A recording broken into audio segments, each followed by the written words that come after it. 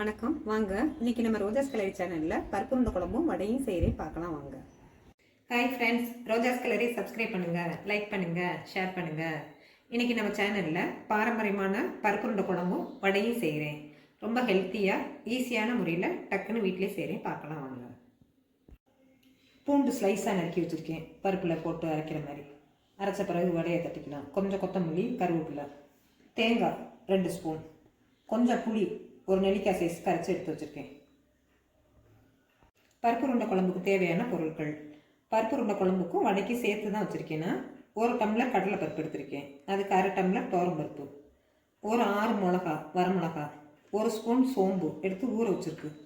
இந்த கடலை பருப்பு துவரம் பருப்பையும் நல்லா தண்ணி வடிச்சிட்டு அந்த மிக்சியில் போட்டு நல்லா கொஞ்சம் நைஸாக தண்ணி இல்லாமல் அரைச்சிக்கணும். மிளகா, சோம்பு, உப்பு.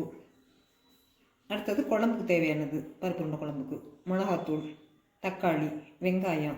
இப்போ பருப்பு உருண்டை குழம்பு செய்ய வடைக்கும் பருப்பு உருண்டை குழம்பும் செய்கிறதுக்கு நல்லா மிக்சியில் போட்டு பருப்பையும் சோம்பு வரமிளகா 3ஐயும் நல்லா உப்பு போட்டு நல்லா நைஸாக அரைச்சி எடுத்துட்டேன். தண்ணி ஊற்றாமல் நல்லா நைஸாக அரைச்சி எடுத்துக்கோங்க. இந்த மாதிரி உருண்டையை உருட்டிக்குவோம். பருப்பு உருண்டை குழம்புக்கும் வடைக்கும் தனியாக செஞ்சுக்கலாம். வடைக்கு அதே மாதிரி என்ன சைஸ் வேணுமோ தட்டி நீங்கள் வச்சுக்கலாம்.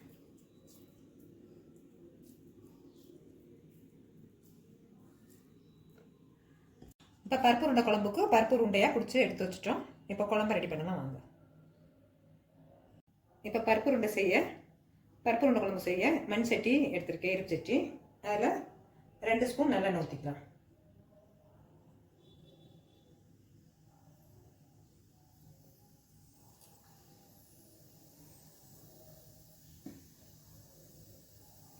இப்போ நல்லா எண்ணெய் காஞ்சிருச்சு. அதில் கொஞ்சோண்டு சோம்பு, இப்போ கொஞ்சம் வெங்காயம் போட்டு எண்ணெய் வதங்கட்டும்.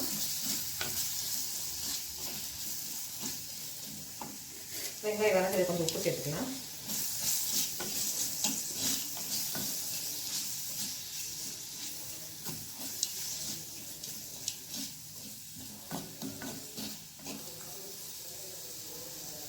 வெங்காயம் நல்லா வதங்கிடுச்சு. அதில் தக்காளி சேர்த்துக்கலாம்.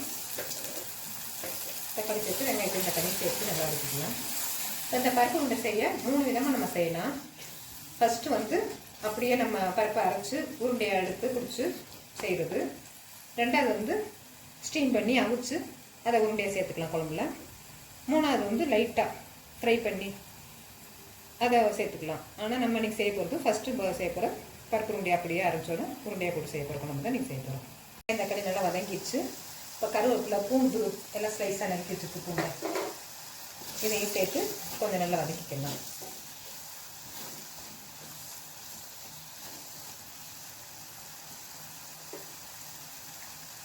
அடுத்தது மஞ்சத்தூள் 1 ஸ்பூன், மிளகாத்தூள் 1 ஸ்பூன். நான் காஷ்மீர் சில்லி தான் போடுறேன். இது கொஞ்சம் கலர் நல்லா இருக்கும். இல்லை நீங்கள் குழம்பு மிளகாத்தூள் கூட சேர்த்துக்கலாம். இப்போ வெங்காயம், தக்காளி, மிளகாத்தூள் எல்லாம் வதங்கிடுச்சு. கொஞ்சம் பச்சை வாசம் போகிற வரைக்கும் நல்லா கொஞ்சம் தண்ணி ஊற்றி கொதிக்க விட்டுக்கலாம்.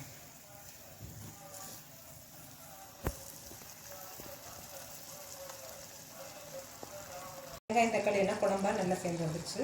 இதில் புளியை நெல்லிக்காய் சைஸில் ஊற வச்சு கரைச்சி ஊற்றிருக்கேன். புளி கொஞ்சம் பச்சை வாசனை போகிற வரைக்கும் ஒரு 2 நிமிஷம் கொதிக்கட்டும். நல்லா குழம்பு சேர்ந்து வந்துடுச்சு. அதில் தேங்காய், சோம்பு அரைச்சதையும் சேர்த்துக்கலாம். சேர்த்துட்டு இது ஒரு 5 நிமிஷம் கொஞ்சம் தண்ணியாகவே குழம்பு வச்சுக்கலாம். ரொம்ப கெட்டியாக இருக்கக்கூடாது, ரொம்ப தண்ணியாக இருக்கக்கூடாது. ஏன்னா உருண்டைகள் சேர்க்கறதுனால குழம்பு இன்னும் கொஞ்சம் கெட்டிப்படும். இப்போ இது கொஞ்சம் உப்பு சரி பார்த்துக்கலாம் அந்த நேரத்தில். ஏன்னா உருண்டைக்கு நம்ம பருப்பு உருண்டைக்கும் ஒரு உப்பு சேர்த்துருக்கோம். முதல்ல வெங்காயம் வதக்கும் போதும் உப்பு சேர்த்தோம். இப்போ இந்த ஸ்டேஜில் கொஞ்சம் உப்பு பார்த்துக்கலாம். உப்பு கொஞ்சம் கம்மியாக சேர்த்துக்கலாம்.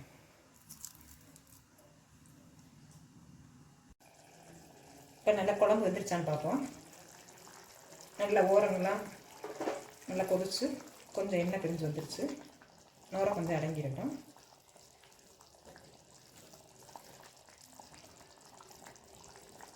அந்த ஸ்டேஜில் பருப்பு உருண்டையில் சேர்த்துக்கலாம்.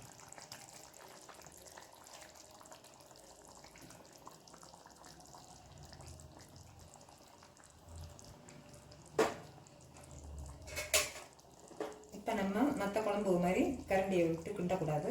லைட்டாக மேலே குழம்ப தெளிச்சு விட்டுக்கணும். ஏன்னா உருண்டையெல்லாம் உடஞ்சிரும். ஒரு 5 நிமிஷம் அப்படியே கொதிக்கட்டும். 5 நிமிஷம் பருப்பு உருண்டையெல்லாம் வேகட்டும்.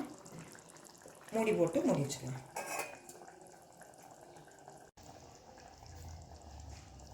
இப்போ பருப்பு உருண்டைலாம் வெந்துச்சான்னு பார்த்துக்கலாம். இப்போ நல்ல மெதுவாக லைட்டாக அப்படியே கிண்டி நல்ல உடையாமல் வந்துருக்கு பருப்பு உருண்டை.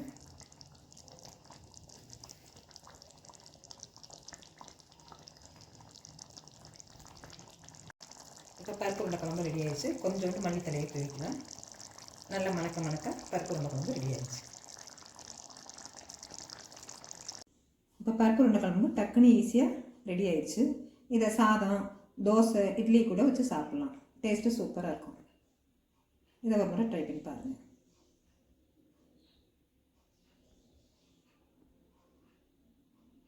இப்போ பருப்பு கொஞ்சம் எடுத்து வச்சதில் அதில் மிளகா வரமிளகாவும் சோம்பும் உப்பும் போட்டு அரைச்சி வச்சுருக்கோம். அதில் வெங்காயம் கொஞ்சோண்டு கொத்தமல்லி தழையும் போட்டு நல்லா பிசைஞ்சிட்டு வடையை தட்டி எடுத்துக்கலாம்.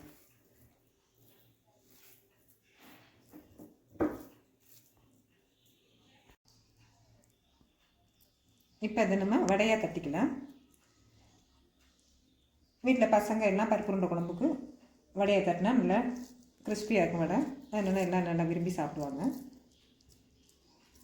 நாங்கள் எப்போவுமே பருப்பு உருண்டை குழம்பு செஞ்சாலே வடை செஞ்சுருவோம். இப்போ வடையை தட்டி எடுத்து வச்சாச்சு. இப்போ இது எண்ணெய் கண்ணாக காய வச்சு அதில் எண்ணெயில் போட்டு பொரிச்சு எடுத்துக்கலாம். இப்போ வடையை பொரிச்செடுக்க ஒரு பேனில் எண்ணெய் ஊற்றி நல்லா காய வச்சுருக்கேன். எண்ணெய் நல்லா ஃபுல் ஃப்ளேமில் வச்சு எண்ணெய் நல்லா காயட்டும். காஞ்சோன்னு இந்த வடையில் சேர்த்து பொரிச்சு எடுத்துக்கலாம்.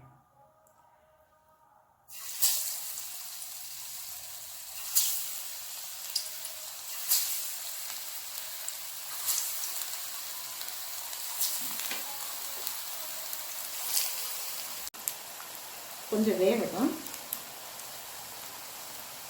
அப்போ தான் முழுக்கு நல்லா வடை வேகும். கொஞ்சம் லைட்டாக கலந்த பிறகு திருப்பி போடணும்.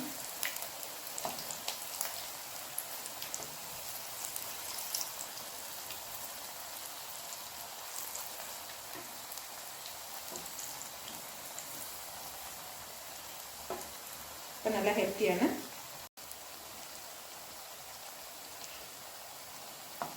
நல்லா கொஞ்சம் ப்ரௌன் கலராக வர வரைக்கும் நல்லா செவக்கிற வரைக்கும் நல்லா தேய்ச்சி விட்டு வேக வச்சுக்கலாம்.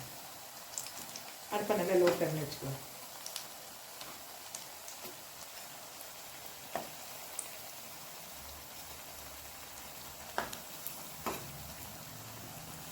நல்லா இப்போ வடை நல்லா கிறிஸ்பியாக வந்துருச்சு. இதை நம்ம எடுத்து ஒரு டிஷ் பேப்பரில் வச்சுக்கலாம்.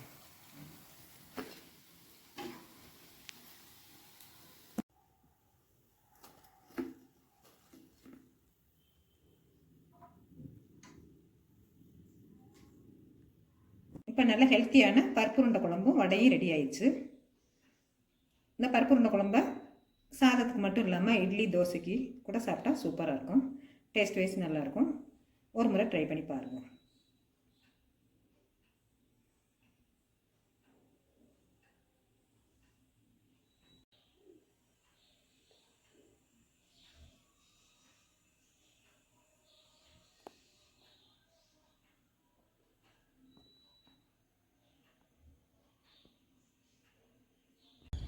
இப்போ செஞ்ச பருப்பு உருண்டை குழம்பும் வடையும் பிடிச்சிருந்துச்சுன்னா சப்ஸ்கிரைப் பண்ணுங்கள், லைக் பண்ணுங்கள், ஃப்ரெண்ட்ஸ் அண்ட் ஃபேமிலிக்கு ஷேர் பண்ணுங்கள். தேங்க்யூ ஃபார் வாட்சிங்.